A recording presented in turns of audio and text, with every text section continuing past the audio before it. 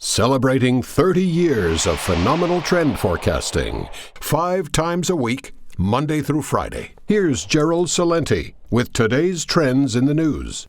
Hi, this is Gerald Celente. It's Tuesday, June 9, 2015. And here are some of today's trends in the news. On the market fronts, well, over there in Asia, at old Shanghai, little flat. And down in Nikkei land with Abenomics running wild, it's down about 1%. Across Europe, down but flat basically. Here in the U.S., flat. Gold, beep, up a couple of bucks, not much to talk about. But the big news is oil prices rose above $64 a barrel on Tuesday as higher seasonal demand in developed economies and expectation of U.S. falling shale production reduced the impact of a large global supply overhang. Demand for oil tends to increase in the summer months as drivers take to the road. Let's go back 1 year ago. That's right. Remember when oil prices were about $120 a barrel at the beginning of the driving season, and then shoot, way down, lost more than half their value. During those summer months, as drivers take to the road, this whole oil market is just totally being played as a gambling game, as most of them. Hopes of more economic stimulus in China after disappointing data from the world's number 2 economy also gave support to oil prices. All P, more cheap money. That's right. All a scam right here. One little stupid word after another. China's consumer inflation weakened more than expected to 1.2% year on year in May, raising concerns about growing deflationary pressures as the world cools.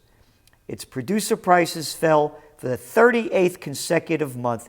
This deflation stuff is bullshit level, DEFCON 5. They're making this crap up, that you need inflation, and inflation shows growth.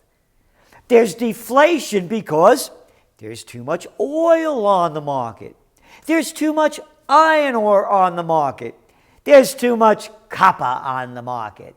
There's too much product on the market and not enough people with money to buy the stuff. And they keep pumping out this deflation lie one after another that, I'm not making this up. We need inflation because if the consumers don't think inflation's coming, then they're not going to spend money because they think prices are going to go lower.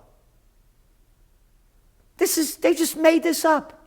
If people have money, they'll spend it. They're not waiting for anything. As a matter of fact, front page of the Wall Street Journal, equity loans dog homeowners. A decade after homeowners used a soaring real estate market to go on a borrowing binge against their own properties, many are now falling behind on payments, threatening to leave banks on the hook for hundreds of millions of dollars. Borrowers who signed up for loans in 2004, the home equity note loans called HELOCs, and it's going to be hell to pay, in 2004 were 30 or more days late on $1.8 billion worth of outstanding balances just 4 months after principal payments started kicking in. That represents 4.3% of the balance on outstanding 2004 HELOCs, a sharp rise from the 2.7% delinquency rate on the same HELOCs 1 month before borrowers reached the end of the interest-only period, which typically lasts 10 years. And you're going to start seeing it not only in homes, but in real estate loans as well for those big commercial groups. That's right. So, this whole thing about deflation, about people not spending, because if they have inflation and they see it coming, they'll run out and buy stuff, is really stupid crap. You know how I keep talking about Obamacare? It's fascism. It has nothing to do with socialism.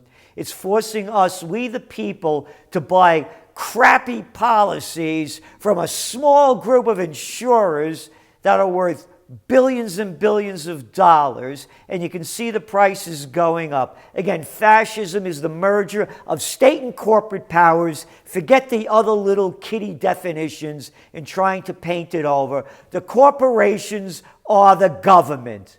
All they have there are front men, I should say little men, little Weasley men and little Weasley women that are running the show for the corporations. Study, patient discharges, time to payments.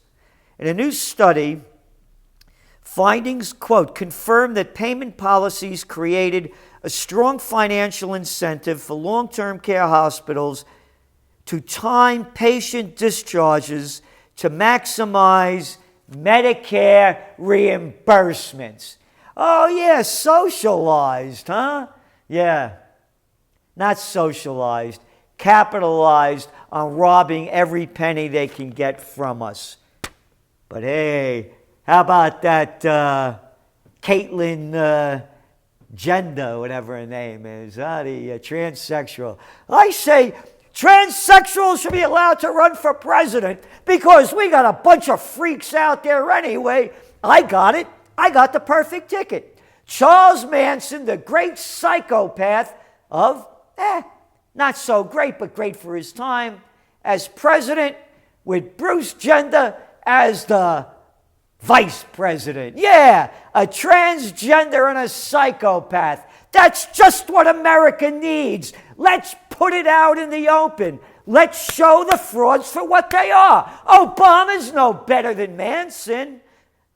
Well, yes, he is. He's killed more. And so has Hitler. Manson's small-time change, man, considering what Hitler and Obama done. And Bush, man, poof, Jebby boy, he's talking tough, man. He's out there on the campaign trail. You know what this little jerk is? He's going all over the world, pushing his crap. Bush to talk tough on Putin during European trip. Hey, go talk tough to him face to face. You're all a bunch of cowards. Oh, and you know who else was talking tough on him? Little Lindsey Graham. He called Putin a thug. Yep, and Marco Rubio, he's talking tough too. Yep, he views Russia as a national security threat. And Bush has said Putin is a ruthless pragmatist. There needs to be clarity in Moscow that we're serious about protecting one of our alliances that has created an enormous amounts of security and peace. Did anybody forget that the United States is responsible for overthrowing the democratically elected government of Yanukovych in the Ukraine? Is everybody that stupid? Of course they are, because look at the crap that they feed them. And they believe this junk. The Obama administration says the U.S. will defend any NATO member that comes under attack. Hey, lead the charge, Junior.